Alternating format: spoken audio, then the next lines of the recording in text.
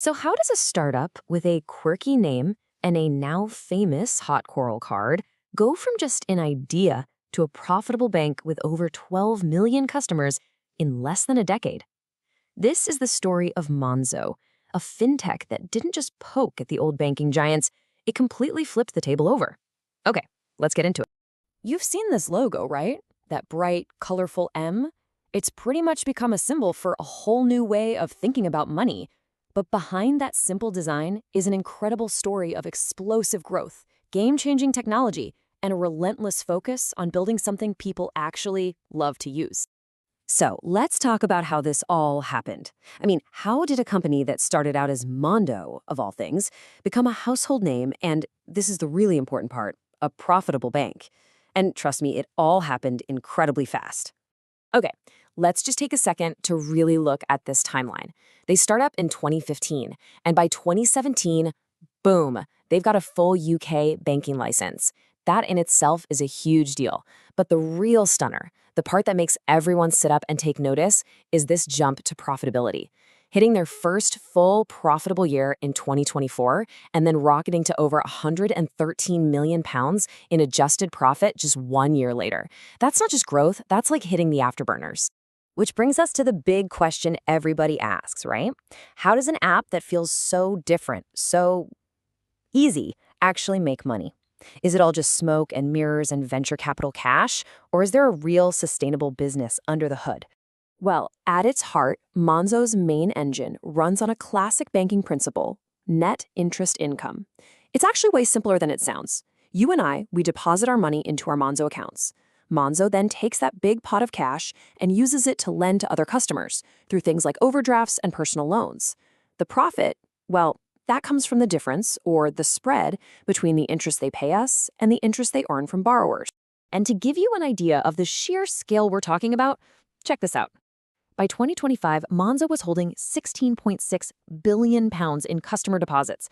We're not just talking about pocket money for your morning coffee here. People are trusting Monzo with their actual salaries and savings. And that trust is what turns a simple app into a seriously powerful lending machine. But they're smart. They're not putting all their eggs in one basket. They've cleverly built up other ways to make money. Every single time you tap that hot coral card, Monzo gets a tiny little slice from the transaction fee. Then you've got over 1 million customers paying for subscription plans like Max and Perks. They're also making a big push into business banking and even earning referral fees by connecting you with partners for things like insurance or investments. So when you put all of those pieces together, the picture becomes, well, huge. Just look at these numbers. Over 12 million customers, almost £48 billion spent on their cards in just 1 year, over 1 million paying subscribers, and more than 800,000 businesses using the platform. It all adds up to this staggering figure, £1.2 billion in revenue. The scale is just mind-boggling. Okay, but here's the thing. You just can't do all that. You can't get that big, that fast, with such a slick user experience if you're running on ancient, clunky banking systems. Which brings us to Monzo's real secret sauce, the engine under the hood. It's technology. Monzo was built from the ground up on something called a microservices architecture. Now, stick with me here. Imagine an old bank's tech is like one giant tangled ball of yarn. If you pull one thread, the whole thing could unravel. Monzo, on the other hand, is built more like a set of Lego blocks. Each block is its own independent service. So if one block has a problem, you can just swap it out without wrecking the whole castle. It makes them way more resilient and lets them roll out new features at lightning speed. And this here is the toolkit they're using to build it all. It's like a greatest hits of modern technology. You've got the Go programming language, Kubernetes to manage all those little Lego blocks we talked about, and it's all running in the cloud on Amazon Web Services. And this is so important. This isn't just a list of buzzwords.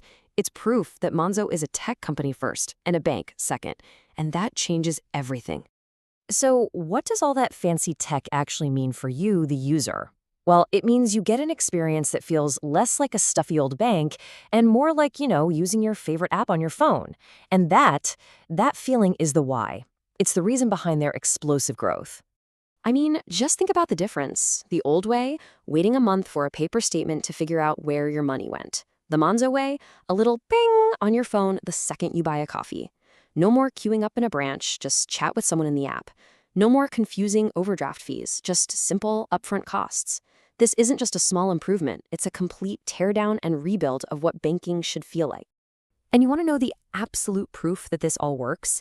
Get this.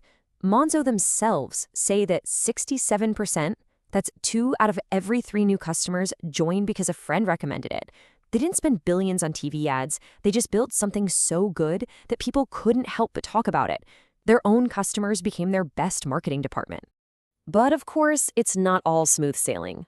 The journey from a cool, disruptive startup to a grown-up, established financial institution is, well, it's tricky. And Monzo is right in the middle of that transition now, a phase with huge potential, but also some pretty big hurdles to clear. First up, there's a big change at the top, with the CEO stepping down. Then there's the reality check. They got hit with a hefty fine, over £21 million from regulators because some of their anti-financial crime controls weren't up to scratch in the past. So the real challenge now is, how do you keep that cool startup vibe that everyone loves while also taking on the massive responsibilities of being a proper regulated bank? It's a tough balancing act. So where does that leave us? It all really comes down to this one big question. Look, Monzo has absolutely proven that you can build a bank on modern tech and a brilliant user experience, and you can make it profitable and huge. But now, as it faces these growing pains, new leadership, and all the red tape that comes with being a major bank, can it hold on to that magic? Can that initial spark of disruption truly conquer the old guard for good? That is the billion-dollar question, isn't it?